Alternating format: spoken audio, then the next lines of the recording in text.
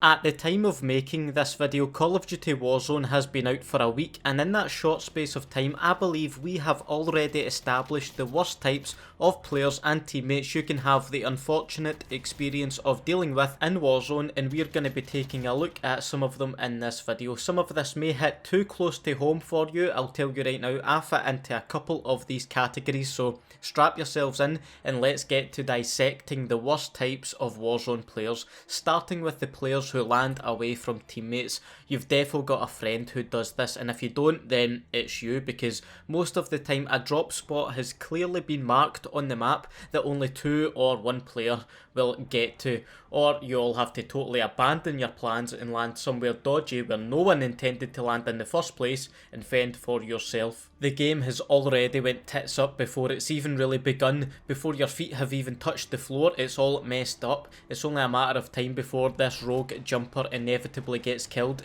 and even if they win their gulag, some of these players are so nuts they'll even land for a second time away from their teammates. And I know we're practicing self-isolation in real life right now, it doesn't mean you have to do it in Warzone, for God's sake. Again though, it's only a matter of time before they are killed for a second time and the game is up, because their teammates have already left out of sheer disgust. And no wonder, when it happens to you, let's be honest, you're just waiting on that noise indicating the lonely teammate has gone down.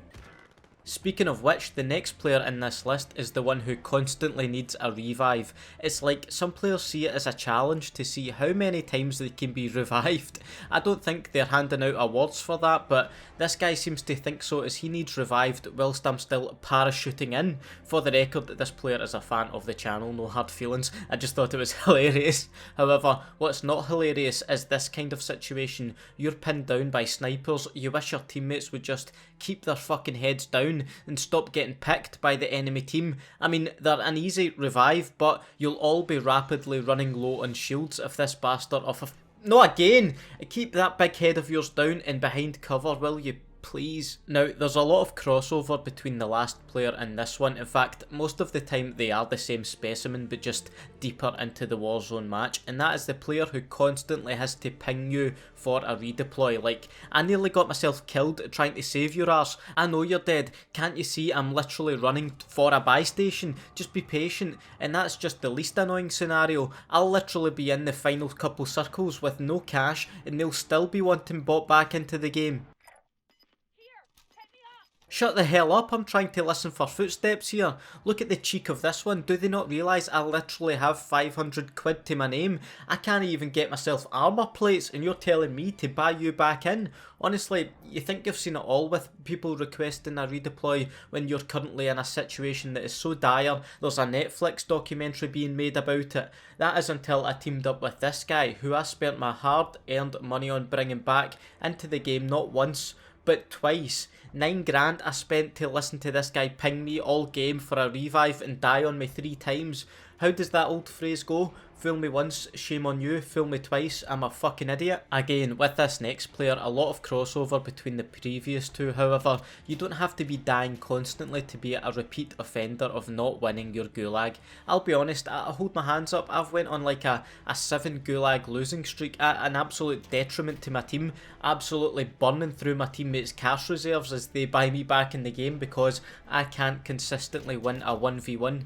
To be fair, even for the best of players, the gulag is a 50-50 shot most of the time, but there comes a point where if you're consistently losing no matter what gun or tools you have available, something is up.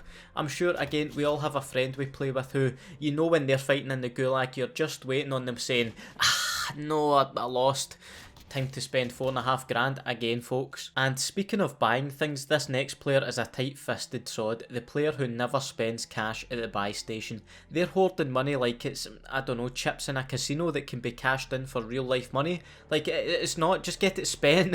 Even if you don't need anything, spend it on a kill streak for your teammates, get some armour plates bought for the troops, come on, spread the wealth around, otherwise your soldier is going to be running slower because they're having to run around with 10 grand worth of notes in their back pockets. You just know this player is the same one who never bought any doors in zombies.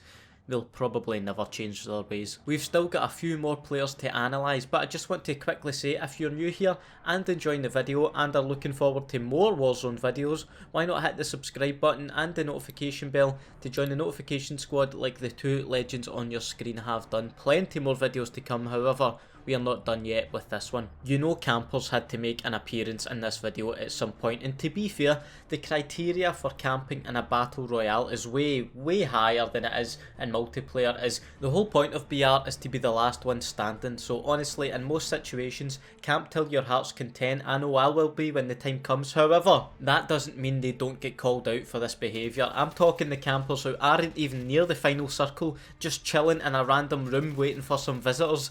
That is quite the frustrating encounter, but like I say, I'm guilty of camping at times too. I'll tell you something else I'm guilty of: destroying helicopters. I'm so bad at it, my own brother has placed me on a no-fly list in Warzone due to my horrific piloting, bringing a few games to a swift end.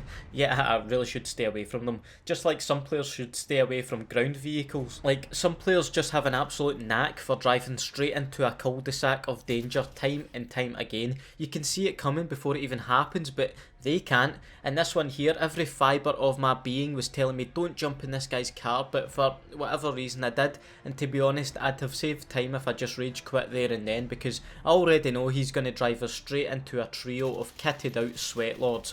Oh wow, how surprising is that? Here's a quick one that really grinds my gears at times, and that is the player who doesn't pay attention to the gas closing in. Like, it'll literally be right up their backside and they'll still be running around trying to slay out as the circle closes in on them. They probably wonder how they can't seem to get any wins too. And finally, one of the worst types of Warzone players is the one who does not ping or communicate where enemies are. Now, even if you don't have a mic, there is no excuse for not pinging enemies' locations for your teammates to know where to aim. It's just a swift double tap of up on the D-pad, by the way, for console users. But yeah, how many times will you be playing with a friend, you'll hear gunfire and they'll shout, he's over there, by the trees, he's by the building, he's peeking, he's at the fence. What fence, for the love of... Honestly folks, whoever that friend is of yours who needs to hear this truth, get this video shown to them.